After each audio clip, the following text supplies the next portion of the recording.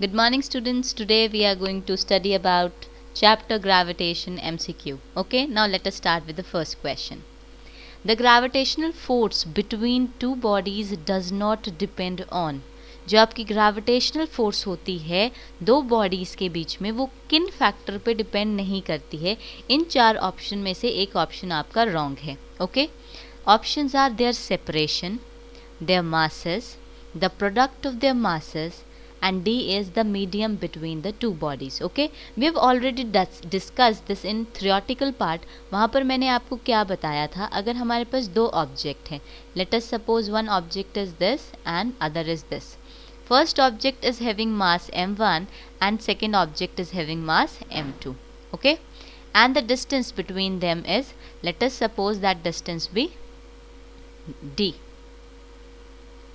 And this is the force, जिस force की हम बात कर रहे हैं. तो हमारे पास जो फोर्स का ग्रेविटेशनल फोर्स का फॉर्मूला आता है वो हमारे पास क्या आता है, जो ग्रेविटेशनल फोर्स का फॉर्मूला होता है वो आपका डिपेंड करता है आपके मासेस के ऊपर, उनके प्रोडक्ट के ऊपर, और इनवर्सली प्रोपोर्शनल होता है आपके स्क्वायर ऑफ द डिस्टेंस के. ठीक है, तो हमने डिराइव भी किया था एक्सप्रेशन कि force is proportional to product of masses and force is inversely proportional to the square of distance between them.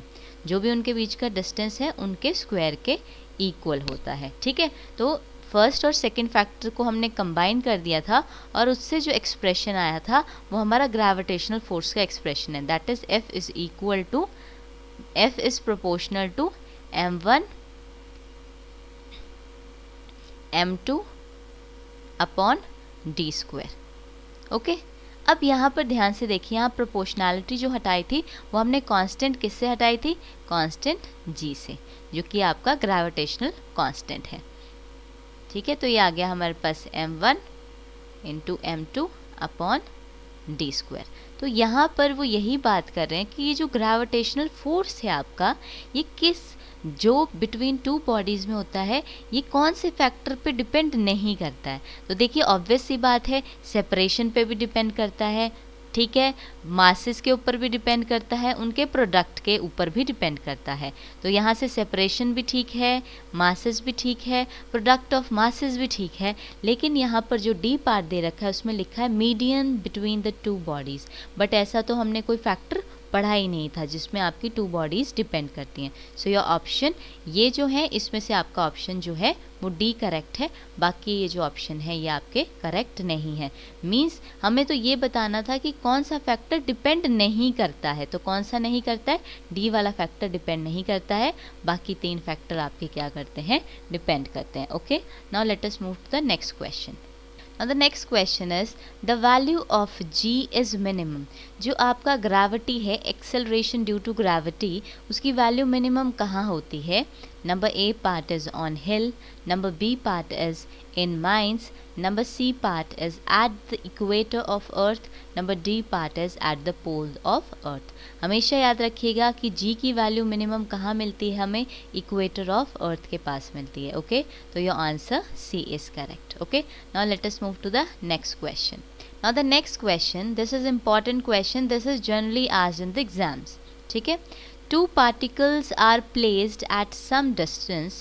If mass of each of the two particles are doubled, keeping the distance between them unchanged, the value of gravitational forces between them will become 1/4 times, 4 times, 1/2 times unchange. अब यहाँ पर आपके पास क्या given है, आपके पास दो particles given है जिनका कुछ डिस्टेंस दूरी पे रखा हुआ है और वो जो उनके जो मासेस हैं दोनों पार्टिकल के, उनको क्या कर दिया है, डबल कर दिया. ठीक है, तो let us consider, first of all हमने दो पार्टिकल ले लिए आपके.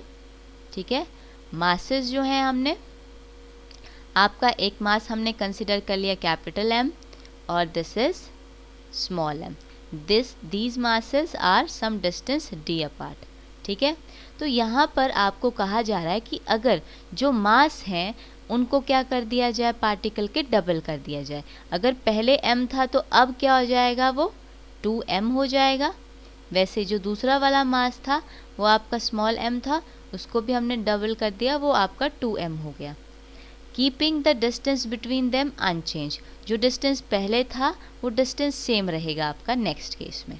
Okay, the value of gravitational force between them, gravitational force की वैल्यू आपसे पूछ रहे हैं, यानी जो आपके पास F होता है उसकी वैल्यू पूछी जा रही है। देखिए फॉर्मूला क्या होता है हमारे पास F का, F is equal to G M into M upon d square, यही फॉर्मूला होता है हमारे पास। ठीक है, जहाँ पर G जो होता है वो आपके पास ग्रेविटेशनल कांस्टेंट होता है, ये आपके जो बॉडीज़ हैं उनके मासेस होते हैं, और जो उनके बीच का डिस्टेंस होता है उसका स्क्वायर होता है।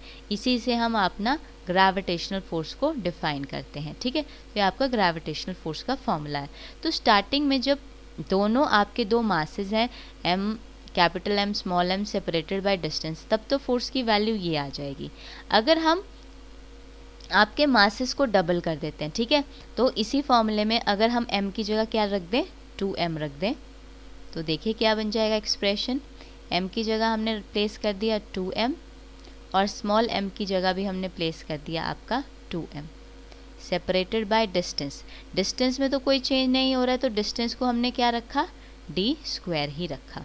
ओके, तो यहाँ से आपके पास क्या आ जाएगा एक्सप्रेशन, तो देखिए ध्यान से, यहाँ पर एक्सप्रेशन आ जाएगा आपके पास, ये हो जाएगा आपके पास 2 2 ज़ा 4 G M M upon d square. Okay, तो आपके पास जो आपका फर्स्ट एक्सप्रेशन है और सेकंड एक्सप्रेशन में आपके पास क्या फ़र्क है, कि आपको यही तो बताना है कि जो वैल्यू है ग्रेविटेशनल फोर्स की बिटवीन देम बिकम्स, जो शुरू में वैल्यू होती है सेकंड टाइम जो वैल्यू निकाली है उसमें क्या चेंज है। अगर आप ध्यान से देखें पहली वाली वैल्यू के कंपैरिजन में जो दूसरी वाली वैल्यू है वो 4 टाइम्स है। कितना है, 4 टाइम्स है। और ये 4 टाइम्स आया कैसे, क्योंकि हमने दोनों के दोनों मासेस को क्या कर दिया, डबल कर दिया। तो वहाँ से आपका 2 2 ज़ा 4 हो गया, तो ये 4 फैक्टर आ गया। तो यानी आपका जो फोर्स है ग्रेविटेशनल फोर्स, उनके बीच में वो 4 टाइम्स इंक्रीज हो जाता है। Okay, so our option B will be correct. ठीक है, तो यही हमने वैल्यू बतानी थी ग्रेविटेशनल फोर्सेस की, उनके बीच में तो वो 4 टाइम्स इंक्रीज हो जाती है। Okay, now let us move to the next question. Now the next question is universal law of gravitation does not explain. देखिए जो यूनिवर्सल लॉ ऑफ ग्रेविटेशन है वो क्या चीज़ एक्सप्लेन नहीं करता है, वो आपने बतानी है। ठीक है, number A part is the tides on earth due to the moon. देखिए जो टाइड्स होती हैं अर्थ के ऊपर मून की वजह से, वो भी एक्सप्लेन करता है आपका gravitational law. The motion of electron in an atom, motion of electron in an atom को आपका यूनिवर्सल लॉ ऑफ ग्रेविटेशन जो है वो एक्सप्लेन नहीं करता है। तो यहाँ पर जो आपका ऑप्शन करेक्ट है वो आपका ऑप्शन बी करेक्ट है। ठीक है, ये आपके मोशन को प्लैनेट्स अराउंड द सन ये भी एक्सप्लेन करता है, और आपके motion of moon around the earth भी एक्सप्लेन करता है। तो कौन सा फैक्टर ये एक्सप्लेन नहीं करता है, ये नहीं बताता कि मोशन ऑफ इलेक्ट्रॉन एटम के आसपास किस तरह से इलेक्ट्रॉन जो होंगे वो रिवॉल्व करेंगे। Okay, now let us move to the next question. Now question number 5th is the magnitude of gravitational force between the earth and 10 kg body is। ठीक है, आपने मैग्नीट्यूड बताना है, वैल्यू बतानी है कि ग्रेविटेशनल फोर्स की वैल्यू क्या होती है between earth and 10 kg body. ठीक है, आपको मास भी गिवन है, मास किसके इक्वल लगता है, 10 kg के इक्वल। ठीक है, तो आपको पता होना चाहिए कि जो आपका ग्रेविटेशनल फोर्स होता है वो वेट ऑफ द बॉडी के इक्वल होता है, और उसकी वैल्यू हम क्या ले लेते हैं आपकी mg। तो यहाँ पर आपकी ग्रेविटेशनल फोर्स जो है वो कितना आ जाएगा, वो आपके पास mg के इक्वल आ जाएगा, that is equal to mg। Okay, तो यहाँ पर मास कितना है आपके पास 10 kg है, इसको हम ग्रेविटी के साथ मल्टीप्लाई कर देंगे, और एक्सेलरेशन ड्यू टू ग्रेविटी की वैल्यू हमारे पास क्या होती है, दैट इज 9.8 मीटर पर सेकेंड। तो यहाँ पर हम g की जगह ये वैल्यू सब्स्टिट्यूट कर देंगे, तो g की जगह आ गई हमारी 9.8 मीटर पर सेकेंड। ओके, तो ये मल्टीप्लिकेशन में है, if you will multiply this तो ये आपके पास क्या आ जाएगा, 98 kg मीटर पर सेकेंड स्क्वायर। ठीक है, तो आपकी जो फोर्स की यूनिट होती है केजी मीटर पर सेकेंड स्क्वायर भी होती है, और आपकी फोर्स की यूनिट क्या होती है, न्यूटन भी होती है। ठीक है, तो यहाँ पर आपका आंसर क्या आ गया, 98 Newton. So your option A is correct. Okay, now let us move to the next question. Now the next question is acceleration due to gravity varies with. देखिए जो acceleration due to gravity यानी जो small g की value आती है वो किस किस के ऊपर वेरी करती है, ठीक है. वेरीज विद हाइट, देखिए हाइट के साथ एक्सेलरेशन ड्यू टू ग्रेविटी आपका चेंज करता है, बिल्कुल सही है. डेप्थ के साथ भी आपका acceleration due to gravity change करता है. शेप ऑफ द प्लैनेट की वजह से भी हमारे जी की वैल्यू में चेंजेस आते हैं, ठीक है. तो इसका मतलब ये आपके सारे के सारे ऑप्शन ठीक है. तो इसका मतलब यहाँ पर जो करेक्ट आंसर है वो हमारा कौन सा आंसर करेक्ट है, ऑल ऑफ द अबव, कि इसमें आपका हाइट भी acceleration due to gravity vary कर सकता है, हाइट की वजह से, डेप्थ की वजह से, शेप ऑफ द प्लैनेट की वजह से. तो ये तीनों के तीनों आपके फैक्टर सही हैं, इसीलिए हमारा ऑप्शन कौन सा करेक्ट है, our option D is correct. Now let us move to the next question. Now the next question is the universal law of gravitation was postulated bye.